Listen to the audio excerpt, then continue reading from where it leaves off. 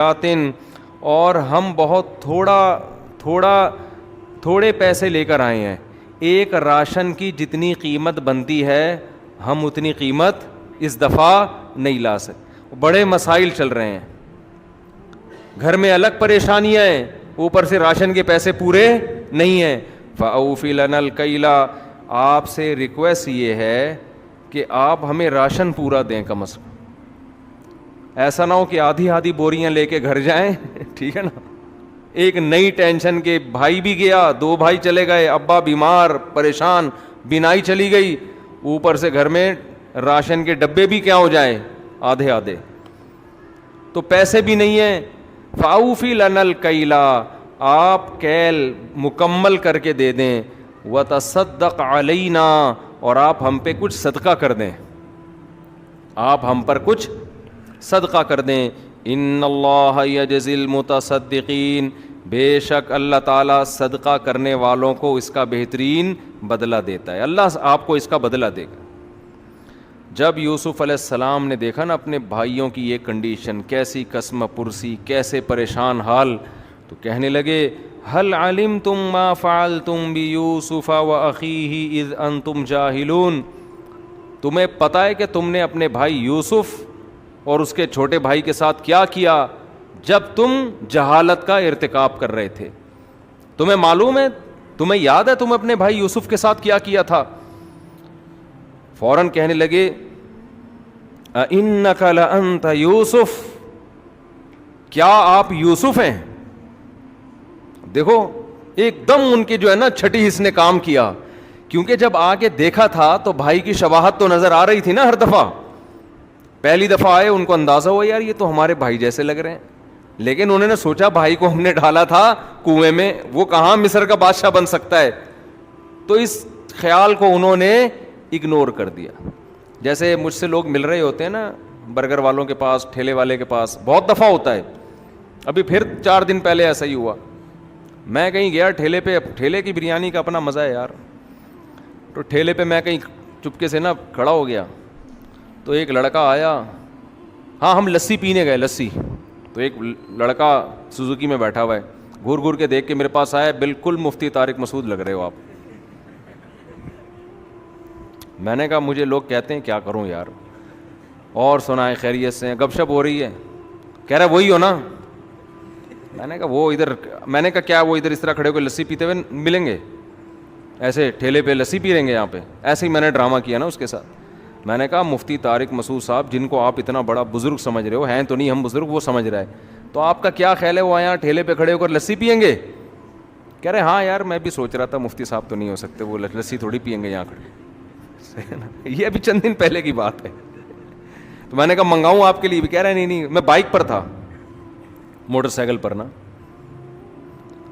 تو پھر میں نے پی لسی, اس نے نہیں منگوائی اپنے لیے, میں نے خود پی لی. ایک اور گلاس منگوایا پھر میں نے نا, مجھے بڑی پیاس لگ رہی تھی, بھوک بھی لگ رہی تھی, وہ لسی کا گلاس بھی بڑا ہے. میں نے کہا ایک اور بندہ تھا اس سے میں نے کہا ہیلمٹ پہن کے, میں نے کہا ایک اور لے آنا. وہ ایک اور لسی لے آیا, میں نے 2 پی لی. پھر کہہ رہے یار آپ مجھے وہ لگ رہے ہو. میں نے کہا یار وہ یہاں سڑک پہ کھڑے ہو کر 2 گلاس لسی پئیں گے. کوئی شریف آدمی 2 گلاس بھر بھر کے لسی پیتا ہے؟ کوئی ٹھیلے پہ, کوئی سڑک پہ, روڈ پہ, بائک پہ جا کے چلو ایک پی لی, اب 2 گلاس لسی کون پیتا ہے بھائی, وہ بھی ملائیاں ڈلوا کے. پھر کہتے ہیں ہاں یار سوری, بات ختم ہو گئی. پھر جاتے ہوئے میں نے کہا بھائی میں وہی ہوں.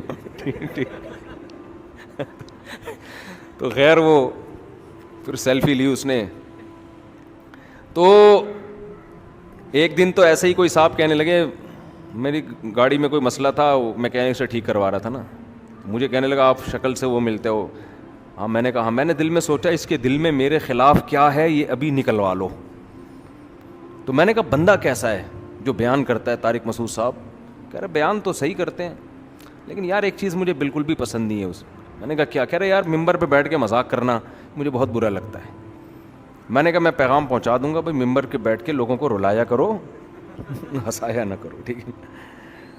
تو ان کے دماغ میں یہ تصور بھی نہیں کہ یہ کون ہو سکتے ہیں, یوسف علیہ الصلاۃ والسلام. تو یوسف علیہ السلام نے کیا فرمایا, اِنَّكَ لَأَنْتَ یوسف. وہ ان کے بھائیوں نے کیا کہا کیا آپ واقعی یوسف ہیں؟ اس سے پتہ چلتا ہے کہ ان کے ذہن میں یہ بات تھی کہ ان کی شکل کس سے ملتی ہے؟ ہمارے بھائی سے، لیکن تصور نہیں تھا کہ یہ وہ ہو سکتے ہیں.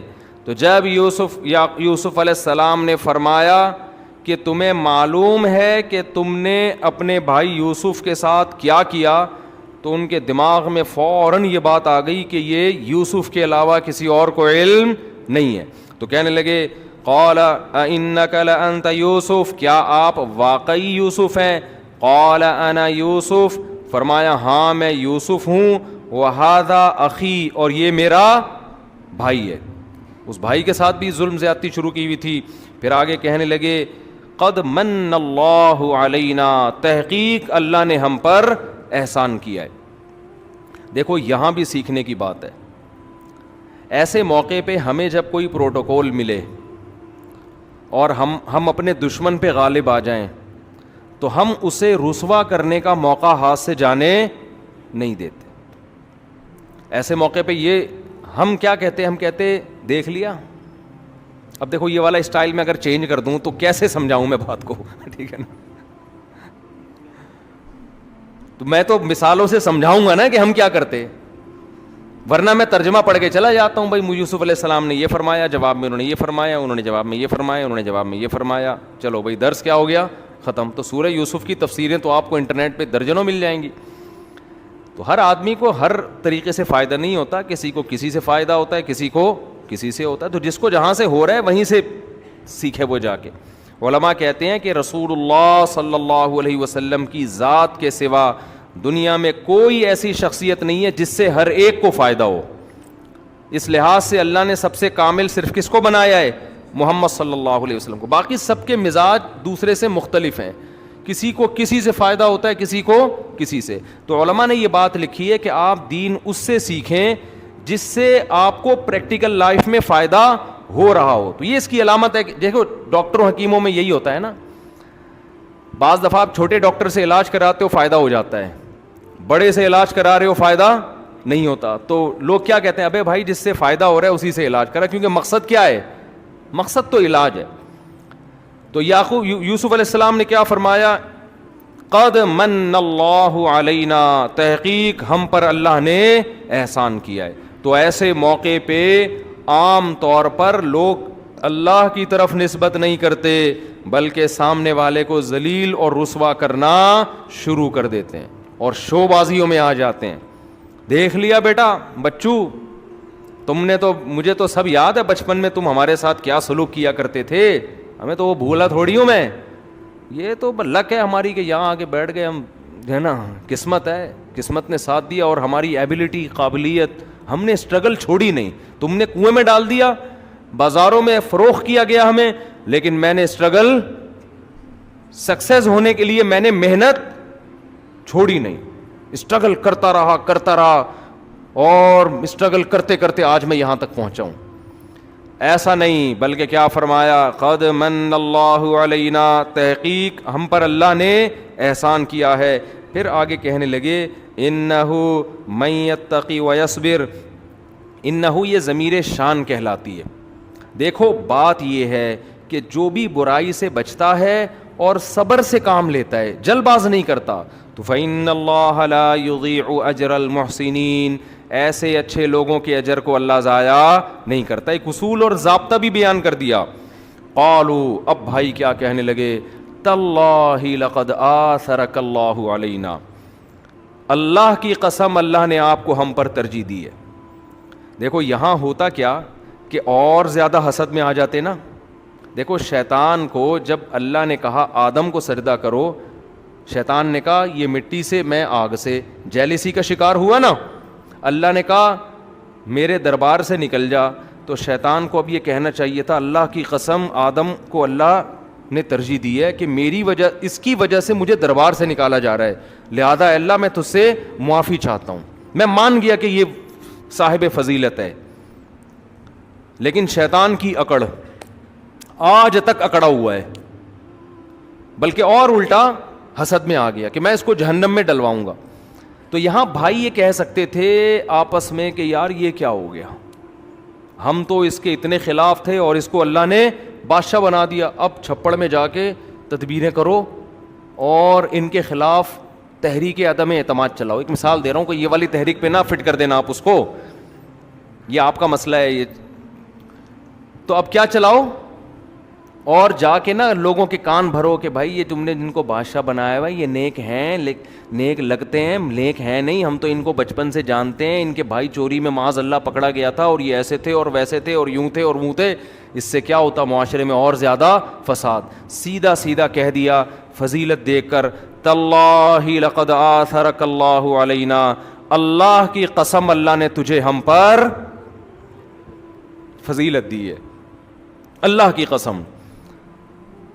تو جو آپ کا مخالف ہو نا, اس سے سبق کیا ملتا ہے, آپ کو کتنا ہی حسد ہو اس سے, کتنی جیلسی ہو, اگر اللہ اس سے کوئی اچھا کام لے تو اس کی تعریف کیا کرو, حسد کا شکار نہ ہوا کرو, بولا کرو یار بات زبردست کی ہے اس نے, کام خاندانی کیا ہے, چاہے آپ کی تنظیم کا ہو, آپ کا سیاسی لیڈر ہو یا مخالف کا سیاسی لیڈر ہو, اس کے داڑھی ہو یا نہیں ہو, وہ نمازی ہو یا نہیں ہو, وہ عالم ہو یا نہیں ہو, ہم جیلسی اور حسد کا شکار ہو جاتے ہیں. کوئی اچھا کام کرے ٹانگیں کھینچتے ہیں ہم اس کی, کیونکہ میری تنظیم کا سربراہ نہیں ہے, اور دوسرا کتنا برا کرے اس کی ہر برائی کی لاجک تلاش کر رہے ہوتے ہیں, اس کو صحیح قرار دینے کی کوشش کر رہے ہوتے ہیں. تو یہ بہت بری عادت ہے جو ہماری قوم جس کے اندر مبتلا ہے. تو کیا کہنے لگے, تاللہ اللہ کی قسم, لقد آثرک اللہ علینا, اللہ نے آپ کو ہم پر ترجیح دی ہے, اور وَإِن كُنَّا لَخَاطِئِينَ, اور یقیناً ہم ہی غلطی پر تھے. قَالَ لَا تَثْرِيبَ عَلَيْكُمُ الْيَوْمِ, یوسف علیہ السلام نے فرمایا آج تم پر کوئی حرج نہیں ہے, کوئی گناہ نہیں, اس کا میں تم سے کوئی بدلہ نہیں لوں. وہ تو بیچارے ڈر رہے تھے, اب تو یہ بادشاہت میں آئے, اب تو ایسی کی تیسی ہو جائے گی ہماری. کوئی حرج نہیں ہے, یغفر اللہ لکم, اللہ تمہاری مغفرت کرے. تم نے دو جرم کیے, ایک میرے ساتھ اور ایک اللہ کی نافرمانی بھی تو ہے نا کہ بھائی کو کنویں میں ڈال دینا. تو اللہ سے بھی میں دعا کرتا ہوں وہ تمہارے جرم کی مغفرت کرے. وَهُوَ أَرْحَمُ الرَّاحِمِينَ, وہ بہت زیادہ رحم کرنے والا ہے. دیکھو ایمان اتنی بڑی دولت ہے, جتنے بڑے سے بڑا جرم ہو جائے نا, اگر غلطی کا احساس ہو توبہ کی برکت سے معاف ہو جاتا. ایک پیغمبر کو کنویں میں ڈالا اور سگے